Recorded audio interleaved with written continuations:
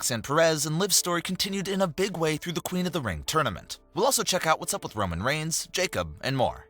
Starting things off with Roxanne Perez and Liv Morgan. These two are in the middle of what appears to be an extremely slow-burning storyline between the two of them. The split itself isn't happening for a very long time, but until then we're seeing lots of little and subtle ways of their tension growing week in and week out. And this slow burn continued on the June 1st edition of Raw. All three women of the Judgment Day are in the Queen of the Ring tournament, but we know there could only be one winner, so someone has to lose along the way. It's even highly likely that all three of the Judgment Day get eliminated from the tournament and they all lose. But the first of the three to compete in their tournament match was Roxanne Perez, who went up against Sky, Julia, and Legend in a fatal four-way match.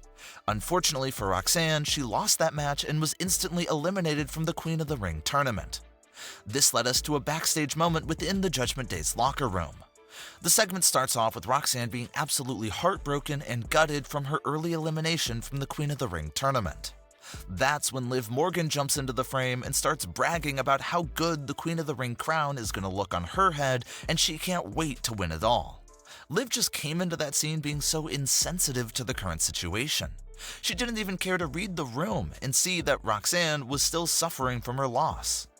It wasn't until Raquel tipped Liv off multiple times about Roxanne's loss that Liv finally switched up her tone and was more considerate and uplifting to Roxanne and the group. But Liv instantly slipped up there in that moment again when she said that Dominic and herself will be the king and queen of the ring. This was a huge slip up by Liv's character because Raquel is still in the tournament, so by saying that, Liv is basically giving Raquel no shot of winning the tournament. But upon Raquel giving Liv a side-eye look, Liv did correct her remarks and said that the winners of the tournament could be anyone from the Judgment Day as long as they bring it back to the clubhouse. This segment was nice because it was the perfect showcase of the flaws of Liv Morgan's character as the leader.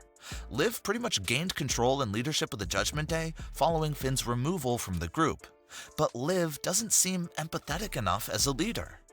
A good leader would be well aware about Roxanne's loss and frustration and would be there to comfort her right away before Roxanne even says a word. But with Liv, she's not even in the locker room. Roxanne is already venting and Liv bursts into the scene not even caring what Roxanne is saying and just talks about how she herself is going to win the same exact thing that Roxanne was just eliminated from. It's definitely distasteful leadership skills being displayed there by Liv Morgan's character. And the fact that it doesn't take no more than 30 seconds for her to display her leadership flaws is again another horrible sign. That second flaw, of course, being how Liv just fully gave Raquel no shot of winning the tournament and ignored Raquel's entire participation in the tournament. So in this brief 1-minute segment, we saw two huge instances of Liv being a huge narcissist instead of being a good leader.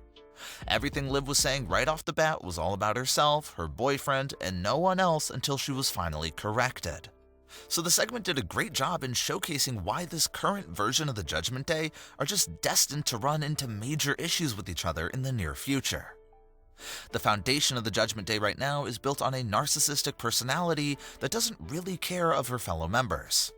So it's foreshadowing the eventual cracks in the group that will grow to get extremely out of control. And it's like we've been talking about in recent weeks. This segment also once again gives Roxanne Perez something else to store in the back of her mind. Roxanne can realize that despite being part of this family that allegedly cares for her so much, she's still on a huge losing streak right now. So that could get her to think about how exactly is she benefiting from the Judgment Day right now. On top of the losing streak, you have that moment of Liv just walking in there, dismissing Roxanne's loss, and just talking about herself.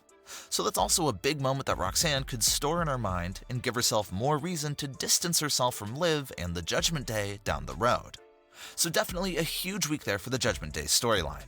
Liv is not a flawless leader and her selfishness could cause an eventual collapse in this group.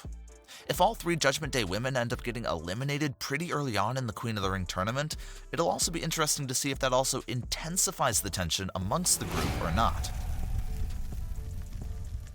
The current storyline with Jacob is a bit of a head-scratcher for fans. Jacob came to the WWE as a lackey, as a henchman, and as an enforcer for Solo Sikoa. He then went on this whole arc of growing away from Solo Sikoa until he finally attacked Sikoa and went on his own. Jacob then converted into a massive single star with a lot of babyface momentum around him. You can go back even a few months ago to earlier this year, and there was a lot of conversation and rumors circulating that they wanted to even put Jacob into the main event of WrestleMania 42, Night 1 with Cody and Drew for the WWE title. The future for Jacob seemed so promising just a few months ago, but now we saw him lose back-to-back matches to Roman, and he has now acknowledged Roman and fell in line with the original Bloodline. So fans are calling out this questionable arc for Jacob to go from henchman to massive single star in the conversation to main event WrestleMania, all the way back now to being a henchman again. Character arcs are supposed to continue to grow characters into new places, not really to return them to where they first started at. So that's why fans are a bit confused by Jacob's current usage, because at least for the time being, it feels like all of his solo momentum has been crushed and flattened. Some fans are theorizing a potential double agent storyline direction for Jacob, that maybe his devotion to Roman Reigns is all an act, and how he could be quietly plotting and working closely with Solo Sikoa and MFT. Although the thought of a double agent twist is exciting and thrilling, even the double agent story direction still has the same logic issues in terms of character arcs for Jacob. We saw Jacob break free from Solo, break out on his own, all for Jacob to come back and serve Solo again? That's still a pretty awful direction to go in, because you're basically resetting everything Jacob has done since leaving Solo's side, erasing it, and putting him right back where he was during his 2024 debut. So fans are extremely nervous for Jacob's status right now, because this man was a star on his own just earlier this year and had a connection with the crowd. But now he's the third man standing behind Roman Reigns. So was this really a step forward for Jacob's character and his arc? Or did he just take 10 steps backwards in his character progression by falling in line with Roman?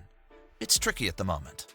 No matter if he stays with Roman, or the twist that he links back up with Solo Sikoa, either way, it seems like questionable usage for Jacob no matter which of the two routes they go down there. Hopefully there's a long-term plan and direction in place for Jacob Fatu, because if there's no real plans in place and they're just winging it with his usage, fans are worried they might have just crushed all the momentum that Jacob has been creating for himself over the last few years.